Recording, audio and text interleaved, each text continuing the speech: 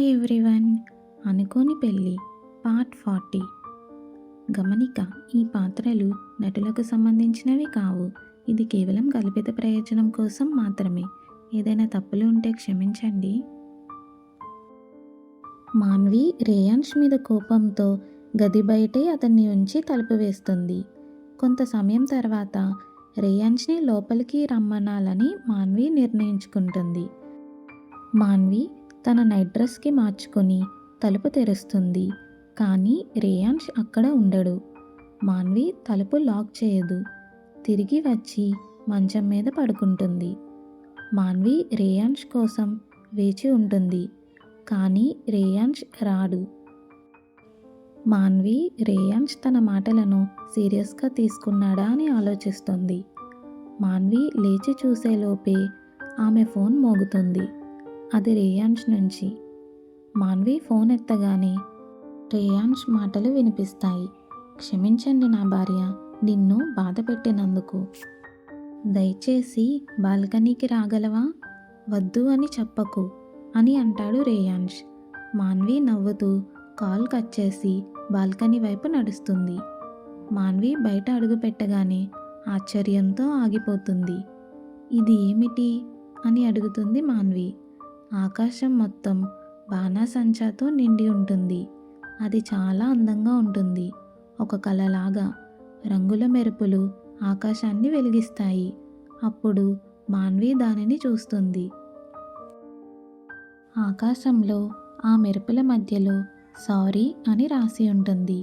దాని తర్వాత ఒక అందమైన ఏడుపు ఎమోజీ వస్తుంది. మాన్వి మెల్లగా నవ్వుతుంది. కానీ అతని చెయ్యి మాన్వి నడుంపై తాకగానే మాన్వి ఊపిరి ఆగిపోయినట్లు అనిపిస్తుంది. రేయాన్ష్ మాన్విను వెనక నుండి కౌగిలించుకుంటాడు. అతని ముఖం మాన్వి భుజంపై ఉంచి ఉంటుంది. ఇప్పుడు నన్ను క్షమించావా అని రేయాన్ష్ మెల్లగా అడుగుతాడు. అతని గంభీరమైన స్వరం మాన్వి వెన్నెలో వణుకు పుట్టిస్తుంది. మాన్వి మాట్లాడలేకపోతుంది. రేయాన్ష్ మాన్విను మెల్లగా తిప్పుతాడు. మాన్వి అతని వైపు చూస్తుంది. వారి మధ్య ఎత్తు తేడా స్పష్టంగా ఉంటుంది. రేయాన్ష్ మాన్వి ముఖాన్ని పట్టుకుంటాడు. అతని బొటని వేళ్ళు మాన్వి బుగ్గలను నెమ్మదిగా నిమురుతూ ఉంటాయి. మాన్వి అతని నుండి తన కళ్ళను తిప్పుకోలేకపోతుంది. రేయాన్ష్ దగ్గరగా వంగి మాన్విని చూస్తాడు. వారి చూపులు లాక్ అవుతాయి. మాన్వి కడుపులో సీతాకోక చిలుకలు విచ్చలవిడిగా తిరుగుతున్నట్లు అనిపిస్తాయి. రేయాన్ష్ ఇంకా ముందుకి వంగుతుండగా మాన్వి కళ్ళు మూసుకుంటుంది. రేయాన్ష్ పెదవులు మాన్వి నుదుటిపై మెల్లగా ముద్దు పెట్టుకుంటాడు. ఆపై రేయాన్ష్ వెనక్కి వస్తాడు. రేయాన్ష్ వెనక్కి దూరంగా ఉండడం మాన్వికి అస్సలు ఇష్టం లేదు. క్షమించండి నా భార్య అని రేయాన్ష్ అంటాడు. మాన్వి కళ్ళు తెరుస్తుంది. నువ్వు మళ్ళీ ఇలాంటివి చేయవు కదా అని మాన్వి గట్టిగా అడుగుతుంది. రేయాన్ష్ త్వరగా తల ఊపుతాడు. సరే, ఇంకేమీ ఆశ్చర్యాలు లేవు బాణాసంచాతో అని అంటాడు రేయాన్ష్. మాన్వి చిలిపిగా అతని ఛాతీ మీద తేలికగా కొడుతుంది. అది కాదు, ఆ ప్రకటన వద్దు అని అంటుంది మాన్వి. ఎందుకు అని రేయాన్ష్ నిజంగా అయోమయంగా అడుగుతాడు. నేను చెప్పింది చెయ్యి, ప్రశ్నలు అడగకు అని మాన్వి కళ్ళు చిన్నగా చేసుకుంటూ బదిలిస్తుంది. రేయాన్ష్ విధేయుడైన పిల్లాడిలా తల ఊపుతాడు. అయితే నువ్వు నా మీద కోపంగా ఉన్నప్పుడు చాలా హార్డ్గా కనిపించావు అని రేయాన్ష్ ఆట పట్టిస్తూ అంటాడు మాన్విను. అతని పెదవులు చిరునవ్వు ఆడుతూ ఉంటాయి. మాన్వి గాలి మీద ఉక్కిరిబిక్కిరి అవుతుంది. నువ్వు సిగ్గులేని వాడివి అని అంటూ వెళ్ళిపోతుంది. మాన్వి బుగ్గలు ఎర్రగా మారుతుండడం వల్ల గదిలోకి తిరిగి నడుస్తుంది. నేను ఇంకా మొదలు పెట్టలేదు, నువ్వు ఫోన్ చేస్తున్నావు, నాకు సిగ్గు లేదు అని రేయాన్ష్ నవ్వుతూ మాన్విను అనుసరిస్తూ అంటాడు. రేయాన్ష్ మాన్వి పక్కనే పడుకుని మాన్విను వెనక నుండి తన చేతుల్లోకి లాక్కుంటాడు. గుడ్ నైట్ మై లేడీ అని రేయాన్ష్ మెల్లగా అంటాడు. గుడ్ నైట్ అని మాన్వి మెల్లగా జవాబిస్తుంది. వారిద్దరూ తమ ముఖాల్లో చిరునవ్వుతో నిద్రపోతారు. రేపు వారి కోసం ఏమి దాచిపెడుతుందో పూర్తిగా తెలియదు.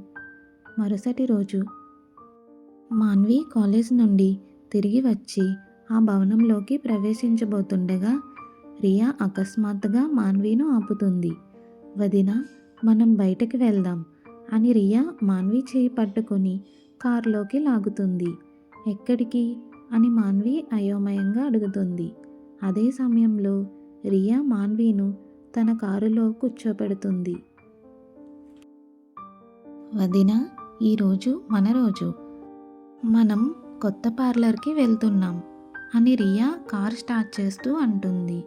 మాన్వి ముఖం ఉత్సాహంతో మెరుస్తుంది. కానీ అమ్మకు మరియు చాచీకి తెలియచేద్దాం అని మాన్వి కొంచెం సంకోచంగా సూచించింది. రియా తల గట్టిగా ఊపుతుంది. వదినా, మనం ఇప్పుడు పరిణతి చేద్దాం. మన కోసం ఒకరోజు గడపడానికి మనకి ప్రతి హక్కు ఉంది అని రియా నమ్మకంగా నవ్వుతూ చెప్తుంది మాన్వీకు. ఆ మాటలు విని మాన్వి నవ్వకుండా ఉండలేకపోతుంది. రియా చెప్పింది నిజమే అనుకుంటుంది. సరే, ఈరోజు మన రోజు అని మాన్వి అనగానే రియా ముఖం మరింత ఉత్సాహంతో వెలిగిపోతుంది. ముందుగా వదినా, నీ ఫోన్ స్విచ్ ఆఫ్ చెయ్యి, నీ ఫోన్ నాకు ఇవ్వు అని రియా డ్రైవింగ్ చేస్తూ అంటుంది. రియా అయోమయంగా మాన్వి వైపు చూసింది. ఓహో, మా ఇన్నోసెంట్ వదినా, మన ఫోన్లు ఆన్లో ఉంటే వాళ్ళు మళ్ళీ మళ్ళీ ఫోన్ చేస్తూ మన మెదళ్ళు తినేస్తారు.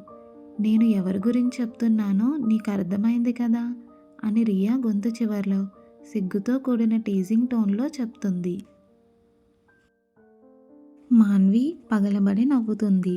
సరే అని చెప్పి ఇద్దరు ఫోన్లు తీసి స్విచ్ ఆఫ్ చేస్తుంది. ఇది సరదాగా ఉండబోతుంది అని రియా తన సీట్లో కూర్చొని సంతోషంగా చిన్న నృత్యం చేస్తుంది. వారు బ్యూటీ సెలూన్కి చేరుకుంటారు.